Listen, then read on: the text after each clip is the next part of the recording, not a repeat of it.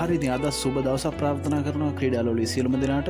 ඉතින් ඔබ දන්නවා ශ්‍රී ලංකා කණ්ඩායම ශ්‍රී ලංකා පාකිස්තාන සිම්බාබ්වේ තුන්කොන් තරගමාලාවේදී තරඟ දෙකම පරාජයට පත්වී ඉතාමත් අසිරු තත්ත්වයක දැන් සිටින බවත්, කෙසේ වෙතත් හෙට පැවැත්වෙන තරගයේ ජයග්‍රහණය අනුව ශ්‍රී ලංකා කණ්ඩායමේ ගමනාන්තය තීරණය වනු ඇත. මීට අමතරව අපිට ඉදිරිපත් කිරීමට කැමති ශ්‍රී ලංකා කණ්ඩායමේ ක්‍රිකට් පරිපාලනය ගැන දූෂිතතාවය ගැන, එම දූෂිතතාවය ගැන සියලුම පුරවැසියන් මෙන්ම අනෙකුත් බලධාරීන්ද මේ වන විට ලොකු හඬක් නගමින් වැඩපිළිවෙලක් දියත් කරමින් සිටින බවක් තමා අපිට ආරංචි මාර්ගවලින් සඳහන් වෙන්නේ.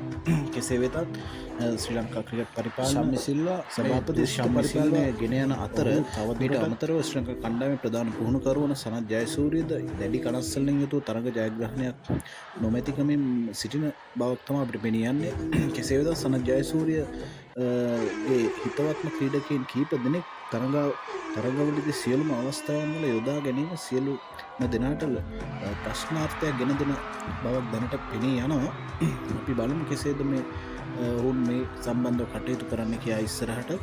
ශ්‍රී ලංකා කණ්ඩායම සහ සිම්බාබ්වේ කණ්ඩායම අතර පැවැත්වෙන හෙට තරගයේ තවත් විස්තරක් ඇතුව එම තරගයේත් විස්තර ඇතුව අපි යළිත් හෙට දිනේදී හම්බෙමු.